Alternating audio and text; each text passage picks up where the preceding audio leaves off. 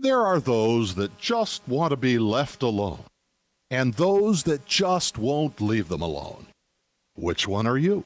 The Ernest Hancock Show. It's the same old story, same old song and dance, my friend. It's the same old story, same old story, same old song and dance. Yeah, I hear this over and over and over and over and over. It's the same old story. If you go back, I graduated high school in '79. What was going on then? Man, we got, OPEC and oil prices, and oh my goodness, oil, gasoline went above $1 a gallon, and I had a 65 Chevelle Super Sport. I was paying attention, and I'm going, wow. Then we had, you got to register for the draft. Got to get in selective service. We might be going out and, doing battle with the Arabs, ooh, be afraid. Then you have Afghanistan getting invaded by the Soviet Union. So when we started going into Afghanistan, where we get most of our news, what was going on, from Pravda in Russia, because they go, let me tell you what happens when you go in this valley. We already know. We're going to share it with you. And then you have just all of this. It's like you repeat the cycle. And as my children, I start having them in the mid-'80s, and they're coming of age, as we're going into the Middle East, Dad, you don't understand. Oh, the teacher said this. I'm going, really? Let's take a look at the headlines from 20 years ago. It's the same people. It's the same countries. It's the same motivations. Heck, it's even, literally the same exact people, not positions, the same individuals. And now they're resurrecting them again, doing it all over. It's like you're in a freaking Twilight Zone episode. So now we're looking at, the Gulf of Sidra is, ships will come in, to the west, at the top of Africa, you have Tripoli. To the east, you have Benghazi. And you're going, all right, what's the prize? What is it they really want? If you got NATO and AFRICOM, they want to have a base. They want to have a port. They want. Where's our United States big naval military presence on Africa? Don't got one? Let me tell you where we're going to get one.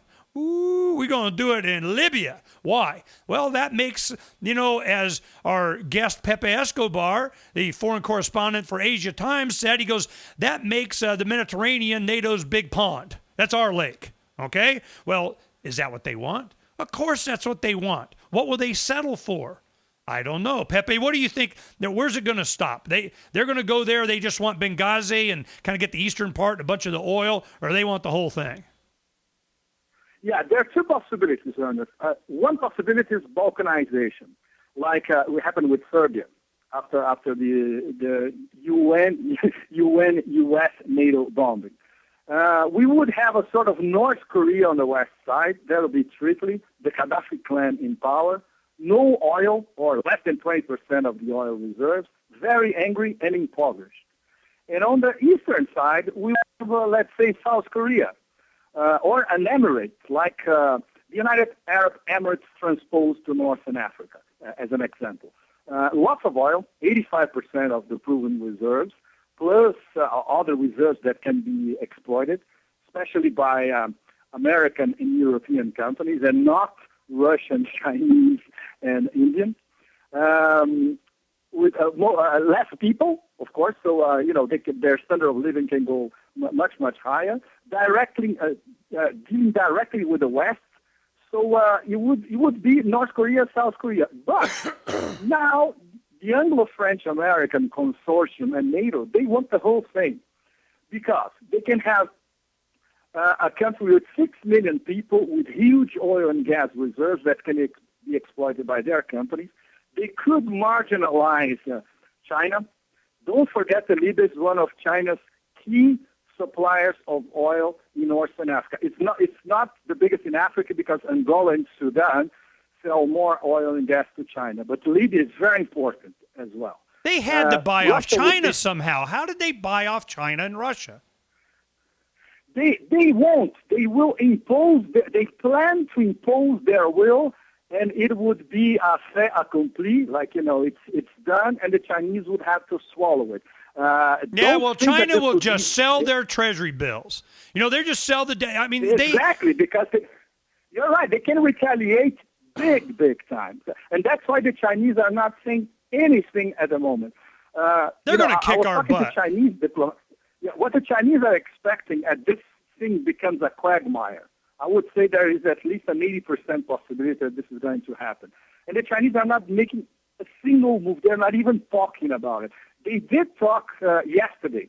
Sarkozy was in Beijing, and President Hu Jintao of China told him explicitly, look, this operation of yours is going nowhere. We are in favor of peace, and that's why we didn't vote for your resolution. And China wants peace and a dialogue and a ceasefire. So, the West got the message directly from the lion's mouth yesterday. So he was saying, basically, if you screw up, we are going to screw up in the long run. They can do the same thing that they did with Iran and sell them Silkworm missiles to take out the entire freaking U.S. Navy out there. They say, of course they could have already given them to them for all we know. We are playing with fire here, and it is a mistake. I agree. No, you're totally right. Okay, but the next detail in the big picture. Why Libya is so important for AFRICOM and NATO? So, AFRICOM and NATO basically is the Pentagon. AFRICOM is the Pentagon's African Command, which theoretically is in charge of the 53 African countries. But the headquarters is in Stuttgart because nobody among the 53 in Africa wanted AFRICOM based in Africa. And NATO, of course, is the Pentagon in Europe. Nothing gets done militarily in Europe without a U.S. okay. Nothing. NATO basically is the Pentagon arm in Europe.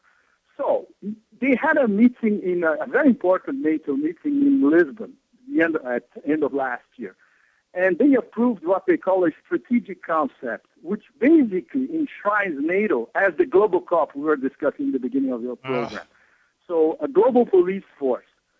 So their backyard is the Mediterranean. So obviously everybody in Brussels considers the Mediterranean a NATO lake. The problem is there are some countries who are not part of this whole arrangement, and Libya is key. There are only 3 countries who are not either aligned with NATO or aligned they have multiple partnerships with those weird bureaucratic names that nobody knows about, So these are Libya, Syria, and Lebanon. Lebanon, there's a blockade against Lebanon since 2006. Syria, we just need to watch the news to see that Syria is breaking down fast. So that leaves the weak link, Libya. So they would rather have an AFRICOM NATO or AFRICOM NATO base in Libya, and then they buckle up the whole Mediterranean, and it becomes really a de facto NATO lake. That's why, in my opinion, they want the whole thing. They don't want an emirate. They don't want Gaddafi on the other side. To what end, though? I mean, instead of the Chinese come in, they say, we'll show you how capitalism works. We'll negotiate a contract. Like you say, we've been doing this for thousands of years. So you negotiate a contract, find common interest. It's cheaper than sending in a freaking Navy. So I'm going, I don't understand. There's something else. You got to help me out, man. What is it? It's not, Ernest. There's something else you're referring to. It's the Pentagon Cold War mentality. Everybody knows that Gates and Hillary were playing a good cop, bad cop game these past few days. Yes. But everybody knew that Pentagon via NATO was itching to get into this fight. No, I can see. Let me comment on that. Gates goes, there won't be ground troops while I'm there. I'll resign. And he's playing, the good cop. And he'll, we got to go nuke him or whatever. And Gates, all of a sudden, he'll resign and then he'll run for president. You think I'm kidding, man? He almost did last time. Very good way of putting it. So I'm just, and he's going to be the peace president as he was the war guy for Bush and Obama. It's just freaking Twilight Zone. It is Twilight Zone because, and the way the especially the U.S. corporate media does not explain how these games work. Most public opinion have the impression that this is a high-level debate. What is our moral stature? We really care about civilians. We cannot interfere like crazies. And that's exactly what they do. They do interfere like crazies. Less than 48 hours after they pass a UN resolution.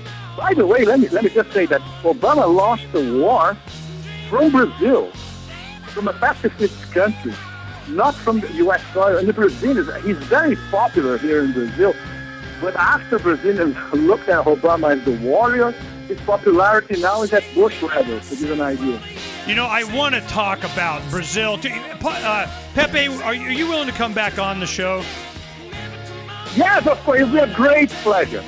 You know, I really enjoyed our conversation. There's so much more that we found a big treasure in Pepe Escobar, foreign correspondent for Asia Times. I have so many more questions. I'm going to have them all written out, and then we're going to have you back very soon, and we're going to please my curiosity. Would you agree to that?